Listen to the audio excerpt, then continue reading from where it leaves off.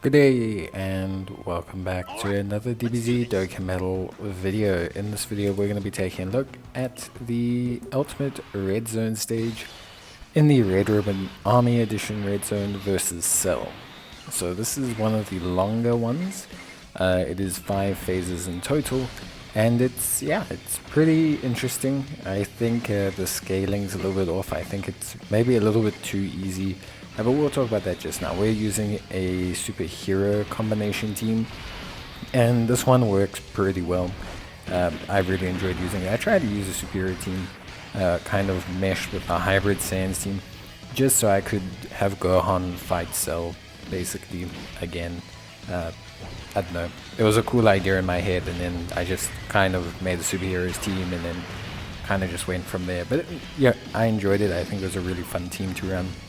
So anyway, just to talk firstly about Cell before I talk about the team. So Cell consists of 5 phases, starting as a tech unit, then moving to being an int unit, an AGL, a physical, and a strength. So one of each typing, nothing really you can do there. In terms of Cell himself, so he regains health for the first 3 phases. He has a health recovery mechanic.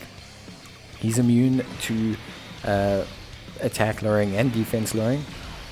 But he's not immune to sealing for the first 3 phases. So you can, stunning for the first 3 phases. So you can stun the tech phase, the int phase, and the AGL phase. This is pretty crucial information for a couple reasons. So the first reason is by constantly keeping him stunned, you allow the opportunity for units with time disadvantage to realistically stack quite easily. For example, we're stunning the AGL phase, and so all our AGL units are fairly safe and allowed to build up stacks, which is super duper crucial. Then the second thing is also it mitigates damage, so units that can stun, generally speaking, are pretty strong here. All really good stuff so far. He is immune to sealing from the second phase onwards, but stunning is relevant all the way up until perfect Cell form. Then when he turns into like the giant form monster Cell, from there on he's immune to stunning and sealing. Beyond that, a couple of other things to be concerned about. So the first 3 phases the first 2 phases he'll lower your attack, which is something, and then the third phase he'll actually lower your defense, which is actually quite a bit of a menace. He also double supers potentially in that turn, that third phase turn. So pretty crazy, realistically speaking, in terms of how difficult he is. Beyond that, pretty much everything is straightforward. It is a longer fight because it's 5 phases, and generally the bosses seem to have a decent chunk of health. You do tend to fight them for a little while, so bringing a stacking team is actually okay. I brought a team that had a couple stackers on it, as you can see here, and it was fine. I didn't really need to get up to speed too badly. The tech phase and the stunning allowed me to really just build up stacks to the point where I was really comfortable and able to just handle things more than fine. I even took it a little bit slower on these phases, allowing myself to mitigate the damage of the Gohan unit, keeping them stuck to their 12 key so that I could stun, Cell, and just kind of build up stacks. And now that we're talking about strategy and team building, we can talk about my team. And my team was, as I mentioned, a superheroes team, but generally speaking, it was also a mix of hybrid Saiyans, and it was a pretty strong team overall. So right off the bat, my lead is the physical Ultimate Gohan, who's a pretty fun unit. Obviously just a pretty fun guy, pretty good unit. Has the ability to stun medium chance on his 12 key, which is why I kept him to his 12 key for the first couple turns. It doesn't really matter, you don't need Gohan to get his 18 key unless you're looking for huge damage. So him getting his 12 key really wasn't that big a hindrance. So getting the 12 key with Gohan was good. He's a superheroes or hybrid Sans lead of 170% with an extra 30% for bonded parent and child or movie heroes. So most of these units here are running under a 200% lead, all except for Tech Vegeta and AGL Gogeta. His passive, as you guys know, is pretty good. Guard for the first 3 turns, attack and defense of 150%, an additional key per key sphere obtained, and he gets attack and defense of 30% up to 150% max. He will also have a great chance of launching an additional super attack when ki is 20 or more, and attacks are effective against all types at 24 ki. He also has a high chance of nullifying ki lost base supers, which does come in handy against some of the phases of cells. So yeah, I would say generally speaking, some pretty good stuff overall.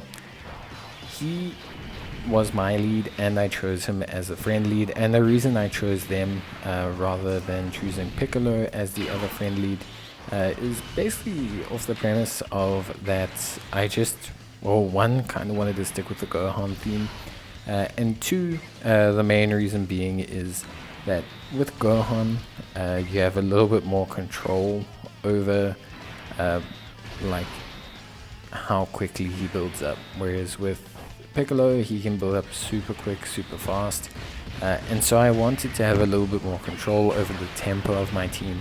Like I said, I wanted to really just kind of stun Cell and basically just continue to stack up on some of these units and get stacks built up on them and have them just kind of basically handle everything quite well. So that was something that I would say was definitely part of my strategy, and I just felt like I could do that a bit better with Gohan. But you could bring Piccolo as more than fine. It's just going to depend on, yeah, what you really want to kind of run. Then on the superhero side of things, the units that we brought were pretty evident. So we brought the Tech Vegito Blue EZA, and we brought the AGL Gogeta EZA. AGL Gogeta, I recently did a video on him. I have him at 100% with link level 10. And he's pretty impressive, if I do say so. Obviously, he is a very good lead, but we don't need to worry about that. But in his base form, he's got 50% evasion, and attacks effective against all types, but it's really when he transforms when things start to get a little bit crazy. When he transforms, he starts to really stack that attack and defense for 4 turns. He can stack for up to 4 turns, greatly raising attack and defense. And he's got 70% evasion, so he starts to look really, really good.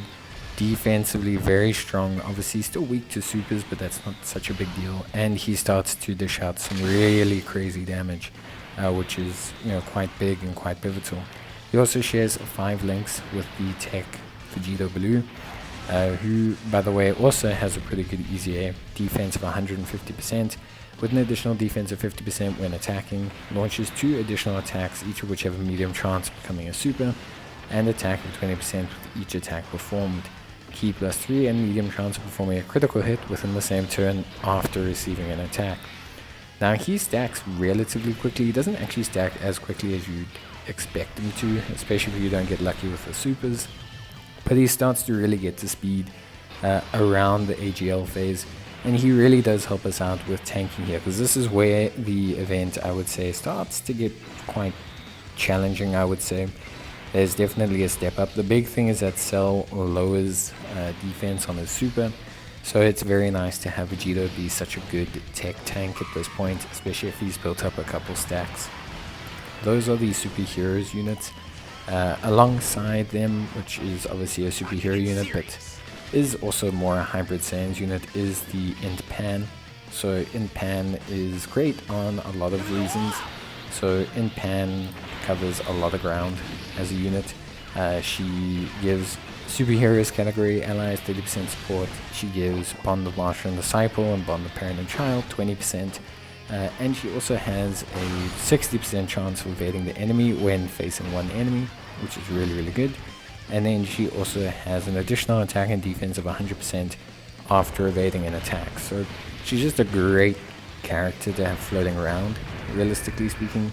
There's not a lot of reasons or not a lot of issues that I have with Pan. I think overall she just does really well floating around and doing such a great job basically in just supporting the category and really helping us out, setting a lot of our units up to being good. You can still stun Cell at this phase as well, so generally speaking the team runs really well and controls the fight at this point, which I think is fairly solid.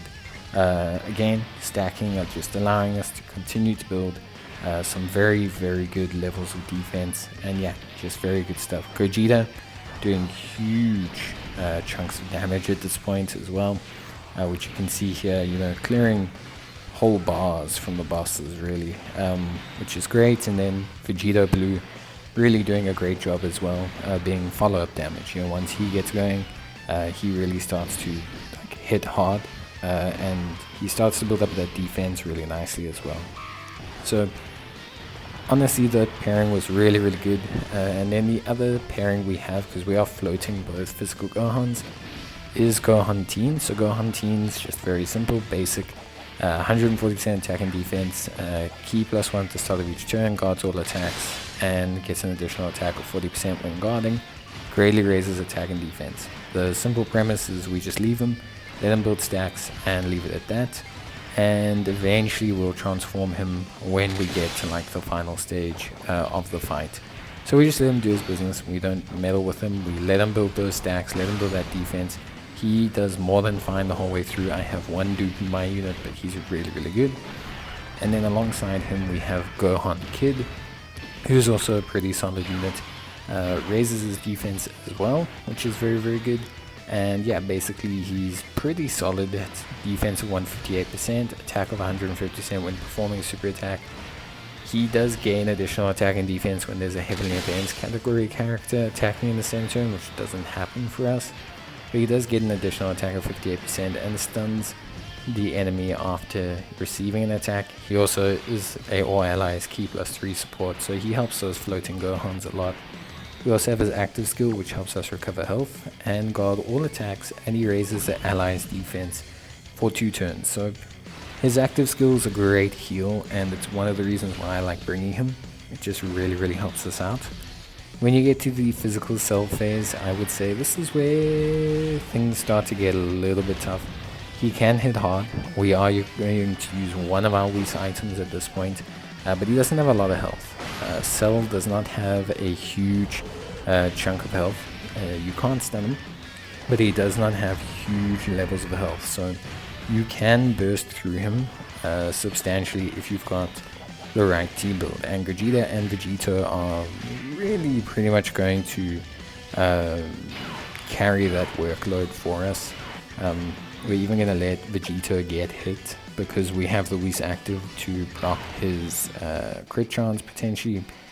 I was weighing up which way to go about it, but I think I wanted to avoid the super attacks the most, as those do cause quite a few issues. I'm also saving the active skills for the strength phase, and there's a couple reasons why. The strength phase of basically Cell is obviously a big issue for us with 2 physical Gohans, so I wanted the ability to double interrupt and just cause some pretty huge damage with using Gohan. So yeah, that's pretty much it. But Vegeta and Gogeta basically almost annihilate Cell in one go. Without even an additional from Gogeta, we do some pretty insane damage, which is always going to help out. And Gohan really just helps to finish things off, so that's really, really good as well. So yeah, overall, pretty strong stuff. I would say we now transform Tech Ultimate Gohan, and I leave the obviously physical Ultimate Gohan on the rotation. The main reason being is I want to set him up now for next turn with the active skill, with everything. Tech Ultimate Gohan at this point is also stacked enough, around 550, 600,000, that we don't really need to be concerned about him. As a unit, once you transform him, he does technically get a little bit stronger because he gets a little bit of a higher passive, but he also gets attacks effective against all types, which is really, really good. And he also obviously just has really, really powerful abilities overall. So yeah, good stuff from him. Now we're in the strength phase. We activate the items, we let Gogeta go to town, we let Vegito go to town, and basically the 2 of them just do so much damage. Because of Gogeta's 70% dodge chance, he can almost pseudo act as a first slot tank for Tech Vegito, which means I've found myself using Tech Vegito so much more as a unit, because he can now proc that 50% defense. He can now get his stacks, get additional super attacks off, and yeah, just look really, really good basically. Pan does fine as a unit. Obviously, huge concern her getting supered, but once she gets her evasion going, she's more than fine. Here we've got double Gohans going on, but what we're going to do is we're going to activate the active skill, allow it to do damage, get it to interrupt cell, and then we're going to activate the second one, get a second interruption, and we're going to move one Gohan into the first slot, the friend one that is 100%, and then that's going to enable us to get his 20 key, and also obviously allow him to do some pretty big damage. But because we double interrupted cell, there's no risk of him dying, and he's going to finish off cell because he's just going to do so much damage as Gohan does. And that's it, cell done. A little bit slow in the start, but generally speaking this team was pretty much always going to win once it got to, well, it was never really at risk of dying. The Gogeta-Vegito combo does so much damage, and the Pan floating support, the Kid Gohan, the Mystic Gohan combo, Ultimate Gohan's floating around doing huge damage. Just too much damage really. But yeah, that's about it. Everything went well. Let me know what team builds you guys ran, and let me know how you found the event. But yeah, thanks so much for watching.